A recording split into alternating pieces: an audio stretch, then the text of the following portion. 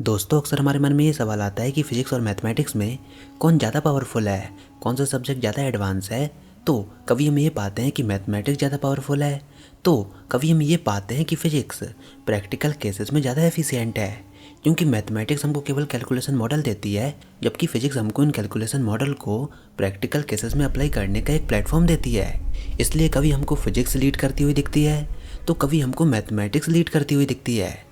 पर अगर practical cases में देखा जाए तो फिजिक्स और मैथमेटिक्स के बीच में एक अनोखा रिलेशन है। जैसे कि सदियों पहले आइजैक न्यूटन ने एक काफ़ी सिंपल क्वेश्चन पूछा, जिस तरह एप्पल फॉल होता है क्या उसी तरह मून भी फॉल होता है। और देखा जाए तो ये सवाल इंसानी इतिहास में पूछा गया सबसे अनोखा सवाल था। और इस सवाल का जवाब न्यूटन ने ये दिया कि हाँ, जिस तरह एप्पल फॉल होता है बिल्कुल उसी तरह मून भी फॉल होता है यूनिवर्सल ग्रेविटेशनल फोर्स की वजह से। उन्होंने एक सेलेस्टियल बॉडीज को चलाने वाली थ्योरी को डेवलप कर लिया था। उन्होंने यूनिवर्स की वर्किंग को समझाने वाली थ्योरी की एग्जिस्टेंस को जान लिया था, पर उनके पास वो मैथमेटिक्स नहीं थी जो कि फॉल होते हुए मून की प्रॉब्लम को सॉल्व कर पाए। देन उन्होंने क्या किया, उन्होंने कैलकुलस को डेवलप किया। और कैलकुलस इस फॉलिंग मून प्रॉब्लम का एक डायरेक्ट कॉन्सिक्वेंस है। जब आप पहली बार फिजिक्स में कैलकुलस का यूज़ करते हो तो आप मोशन ऑफ फॉलिंग बॉडी के साथ डील करते हो, जिस तरह न्यूटन ने फॉलिंग मून प्रॉब्लम के साथ डील किया था, जिसके कॉन्सिक्वेंस में सेलेस्टियल मैकेनिक्स डेवलप हुई। तो यहाँ पर आपने ये देखा कि प्रैक्टिकल प्रॉब्लम को दूर करने में फिजिक्स एंड मैथमेटिक्स आपस में कंबाइन हुई। अब इसके बाद एल्बर्ट आइंस्टीन ने ये सवाल पूछा कि आखिर ग्रेविटी क्या है, उसका ओरिजिन कहाँ से है और क्यों है। तो इसके जवाब में उन्होंने ये पाया कि ग्रेविटी जैसा कुछ नहीं होता। ग्रेविटी असल में स्पेस के फैब्रिक में कर्वेचर होता है। मतलब जब स्पेस में कर्वेचर आता है तो उस कर्वेचर के कारण हमको ग्रेविटी का इन्फ्लुएंस फील होता है। अब स्पेस में इस कर्वेचर को समझने के लिए हमको डिफरेंशियल कैलकुलस की नीड होती है, और डिफरेंशियल कैलकुलस को हम कहते हैं लैंग्वेज ऑफ कर्व सरफेसेस। तो देखा जाए तो यहाँ पर मैथमेटिक्स ने इस रेस को लीड किया एंड देन इसका इम्प्लीमेंटेशन फिजिक्स के साथ हुआ। अब सदियों पहले एरिस्टोटल ने फिजिक्स को स्टडी ऑफ चेंजेस से डिफाइन किया था। मतलब एरिस्टोटल के अनुसार फिजिक्स एक ऐसा सब्जेक्ट है जिसमें हम चेंजेस की स्टडी करते हैं। एंड देन इसके बाद उन्होंने इस चेंज को मोशन के साथ रिलेट किया, और सबसे बेसिक टाइप का मोशन होता है फिजिकल मोशन। मतलब अगर चेंजेस होंगे तो सिंपल सी बात है कि मोशन भी होगा, मतलब कि फिजिकल मोशन होगा, ऐसा एरिस्टोटल का सोचना था। पर न्यूटन और लेबनीज के आने के बाद जब उन्होंने कैलकुलस की डिस्कवरी की तो हमने इस फिजिकल मोशन को एक अनोखी इक्वेशंस के साथ क्वांटिफाई करना चालू कर दिया। इस फिजिकल मोशन को हमने कुछ अनोखी इक्वेशन के साथ एक्सप्रेस करने लगे, और इस टाइप के इक्वेशन को हम बोलते हैं डिफरेंशियल इक्वेशंस। अभी डिफरेंशियल इक्वेशंस क्या होती हैं इसको हम थोड़ा डिटेल में जानने की कोशिश करेंगे, पर इन डिफरेंशियल इक्वेशन को डायरेक्टली जानना थोड़ा इम्पॉसिबल है। इससे पहले हम कुछ कंसेप्ट्स को जानेंगे, जैसे कि फंक्शंस क्या होते हैं और उनके डेरिवेटिव क्या होते हैं। तो जैसा कि भी हमने कुछ देर पहले बात किया था कि फिजिक्स एरिस्टोटल के अकॉर्डिंग चेंजेस हैं, क्योंकि हमेशा चेंजेस होते रहते हैं। हम सब, हमारी पूरी दुनिया, हमारे पूरे यूनिवर्स में लगातार चेंजेस होते हैं। अब कुछ चेंजेस नेचुरल होते हैं और कुछ चेंज ह्यूमन मेड होते हैं। जैसे कि कल बारिश हो रही थी पर आज नहीं हो रही, तो ये एक नेचुरल चेंज है। ऐसे ही पिछली साल इस जगह पर कोई भी घर नहीं था, पर आज यहाँ पर एक घर बना हुआ है, तो ये एक मैन मेड चेंज है। पर कहीं ना कहीं इन चेंजेस की हमको नॉलेज होनी चाहिए। इनफैक्ट नेचुरल चेंजेस को जानने के भी हमारे पास साइंटिफिक क्यूरियोसिटी होती है, जिससे कि हम उन नेचुरल चेंजेस में होने वाले बेनिफिट और उनसे होने वाले नुकसान से अपने आप को बचा पाएँ। जैसे कि भूकंप के आने का हमको पहले से ही पता लग जाए, जिससे कि हम अपने आप को प्रोटेक्ट कर पाएँ। मौसम की जानकारी हमको पहले से ही मिल जाए, जिससे कि हम अपनी क्रॉप्स को पहले से ही सही टाइम पर कल्टीवेट कर पाएँ, तो इससे हमको डायरेक्टली बेनिफिट होता है। इसी तरह ह्यूमन मेड चेंजेस के लिए रिलेशन और उनके पार्ट्स की हमको पहले से ही जानकारी होती है। अदरवाइज हमारा वो चेंज वर्क नहीं करेगा, हमारे एरोप्लेन फ्लाई नहीं करेंगे, हमारी क्लॉक्स वर्क नहीं करेंगी, हमारा कम्युनिकेशन सिस्टम कोलैप्स हो जाएगा अगर हमको इन ह्यूमन मेड चेंजेस की जानकारी ना हो। अब इन मैग्नीट्यूड्स के बीच की रिलेशन जो कि इन चेंजेस में पार्ट लेती हैं उनको हम कहते हैं फंक्शन। मतलब फंक्शंस ऐसे रिलेशन होते हैं जो कि होने वाले चेंजेस में इन्वॉल्व होते हैं। अब मैथमेटिक्स हमारे लिए एक टूल है जो कि इन स्टेटमेंट को कंडेंस फॉर्म में लिखने का काम करती है। एग्जाम्पल के लिए ये कहने की बजाय कि ग्रेविटी एक ऐसा फोर्स है जो कि दो मासेस के प्रोडक्ट के डायरेक्टली प्रोपोर्शनल है और डिस्टेंस के स्क्वायर के इन्वर्सली प्रोपोर्शनल है, इसकी बजाय हम मैथमेटिकल फॉर्म में इसको इस तरह से लिख सकते हैं F = K m1 × m2 / r²। अब मैथमेटिक्स का यूज़ करके हमने इस स्टेटमेंट को कंडेंस फॉर्म में लिख दिया। अब ये फंक्शंस इक्वेशंस नहीं होते, असल में ये स्टेटमेंट होते हैं। पर ये इक्वेशन तब बन जाती है जब कुछ मैग्नीट्यूड्स हमको नोन हो, जिसके बारे में हम जानते हो, जिसको हम इंडिपेंडेंट वेरिएबल बोलते हैं, और कुछ मैग्नीट्यूड्स हमको अननोन हो, जिनको हम डिपेंडेंट वेरिएबल बोलते हैं, और हमको कुछ वैल्यूज़ को फाइंड करना हो कुछ ऑपरेशंस को परफॉर्म करके। देन ये फंक्शंस बन जाते हैं इक्वेशन, और इस पूरी प्रोसेस को हम बोलते हैं सॉल्विंग ऑफ इक्वेशन। सपोज अगर x को मैं इंडिपेंडेंट वेरिएबल बोलता हूँ और y को मैं डिपेंडेंट वेरिएबल बोलता हूँ, और अगर कोई फंक्शन जो कि दो वेरिएबल को रिलेट करता हो, जैसे कि y इक्वल टू 2x², और ये फंक्शन किसी पर्टिकुलर रेंज में कंटिन्यूस हो, मतलब अगर x की वैल्यू में कोई चेंज हो, काफ़ी स्मॉल चेंज हो, जिसको हम dx कह रहे हैं, देन उस स्मॉल चेंज के करस्पॉन्डिंग जो y में चेंज होगा dy, उसको हम कैलकुलेट कर सकते हैं। अब ऐसे में जो रेट ऑफ चेंज होगा y में for the value of x, वो एक रेशियो होगा जिसको हम बोलते हैं dy/dx, और इस प्रोसेस को हम कहते हैं डिफरेंशिएशन। और जो फंक्शन जो कि रेट ऑफ चेंज dy दे रहा है for the value of x, उस फंक्शन को हम बोलते हैं डेरिवेटिव ऑफ y।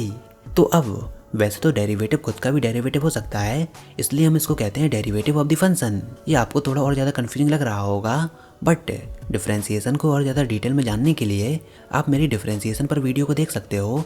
उसमें मैंने पूरा डिटेल में आपको डिफरेंशिएशन को एक्सप्लेन किया है। तो डिफरेंशिएशन को जानने के लिए आप उस वीडियो को देख सकते हो।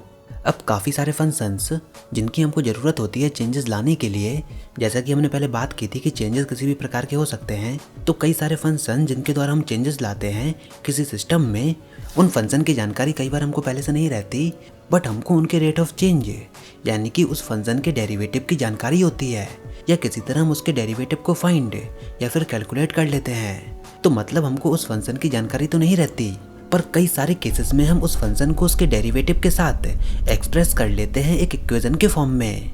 और ऐसी इक्वेशन जो कि किसी फंक्शन को उसके डेरिवेटिव के साथ रिलेट करे या फिर एक्सप्रेस करे, ऐसी इक्वेशन को हम कहते हैं डिफरेंशियल इक्वेशन। तो मतलब डिफरेंशियल इक्वेशन एक मैथमेटिकल क्वांटिटी है जो कि किसी फंक्शन को उसके डेरिवेटिव के साथ रिलेट करती हो। अब ये डेरिवेटिव फर्स्ट ऑर्डर डेरिवेटिव भी हो सकते हैं, या फिर सेकंड ऑर्डर डेरिवेटिव भी हो सकते हैं, या फिर nth ऑर्डर डेरिवेटिव भी हो सकते हैं। मतलब हमको ओरिजिनल फंक्शन के लिए जानकारी तो नहीं है, पर हमको उस फंक्शन की रिलेशन उसके डेरिवेटिव के साथ मालूम है। तो जब हम डिफरेंशियल इक्वेशन को सॉल्व कर रहे होते हैं, तो इसका मतलब हम किसी तरह अपने ओरिजिनल फंक्शन को फाइंड करना चाह रहे हैं, और इन फंक्शन से आगे जाकर क्या होगा, हम अपने कामों को परफॉर्म करा पाएंगे, जैसे कि एरोप्लेन को फ्लाई करा पाएंगे, फिजिक्स को सॉल्व कर पाएंगे, और तरह तरह के कामों को परफॉर्म कर पाएंगे। तो मतलब डिफरेंशियल इक्वेशन हमारे लिए इम्पॉर्टेंट इसलिए है क्योंकि इसका सॉल्यूशन हमको कई सारे यूज़फुल फंक्शन देता है, जिनको किसी और तरीके से ऑब्टेन करना या फिर फाइंड करना हमारे लिए काफ़ी डिफ़िकल्ट या तो इम्पॉसिबल है। अब डिफरेंशियल इक्वेशन उन सारे केसेस में नेचुरली आ जाती हैं जब भी आप किसी ऐसे फिजिकल सिस्टम को मॉडल करने की कोशिश कर रहे हो जो कि टाइम के साथ चेंज हो रही हो। तो मतलब ऐसे सिस्टम जो कि टाइम के साथ इवॉल्व होते हैं, उन सिस्टम में डिफरेंशियल इक्वेशन के आने के ज़्यादा चांसेस होते हैं। एंड हमारी पूरी फिजिक्स चेंजेस पर वर्क करती है, तो इसका मतलब फिजिक्स में कई सारी जगहों पर डिफरेंशियल इक्वेशन का आना बिल्कुल ऑब्वियस है। इसी कारण हमको डिफरेंशियल इक्वेशन फिजिक्स में हर जगह देखने को मिलती है। फोर्स इक्वल टू ma से लेकर इक्वेशन ऑफ सिंपल हार्मोनिक से लेकर क्वांटम मैकेनिक्स के प्रिंसिपल तक, हर जगह हमको फिजिक्स में डिफरेंशियल इक्वेशन से नजर आती हैं। तो डिफरेंशियल इक्वेशन की study pure and applied mathematics, physics and engineering में काफ़ी ज़्यादा वाइड है। फिजिक्स और केमिस्ट्री में कई सारे फंडामेंटल लॉज डिफरेंशियल इक्वेशन के फॉर्म में एमिट होते हैं। बायोलॉजी और इकोनॉमिक्स में डिफरेंशियल इक्वेशन कॉम्प्लेक्स सिस्टम के बिहेवियर को डिस्क्राइब करने वाले मॉडल की तरह यूज़ की जाती है। अगर फिजिक्स की बात करें तो अगर आप लाइट और साउंड वेव्स के प्रोपोगेशन को कंसीडर करो या फिर किसी और वेव को भी कंसीडर करो, तो वो भी एक डिफरेंशियल इक्वेशन है। किसी भी तरह की वेव इक्वेशन को हम एक सेकंड ऑर्डर डिफरेंशियल इक्वेशन के फॉर्म में डिस्क्राइब करते हैं, और सेकंड ऑर्डर डिफरेंशियल इक्वेशन आपको हर एक वेव इक्वेशन में नजर आएगी, भले ही वो लाइट वेव हो या फिर साउंड वेव हो। हर जगह आपको यही सेकंड ऑर्डर डिफरेंशियल इक्वेशन देखने को मिलेगी। अब अगर हम फिजिक्स में और डिटेल में बात करें तो डिफरेंशियल इक्वेशन का यूज़ कई सारी जगहों पर होता है, जैसे कि Lagrangian equation in classical mechanics, Hamiltonian equation in classical mechanics, radio active decay in nuclear physics, Newton's law of cooling in thermodynamics, wave equation, heat equation and thermodynamics, Laplace equation, Poisson's equation, geodesic equation, Navier Stokes equation, convection diffusion equation, Boltzmann equation and भी कई सारी physical equation.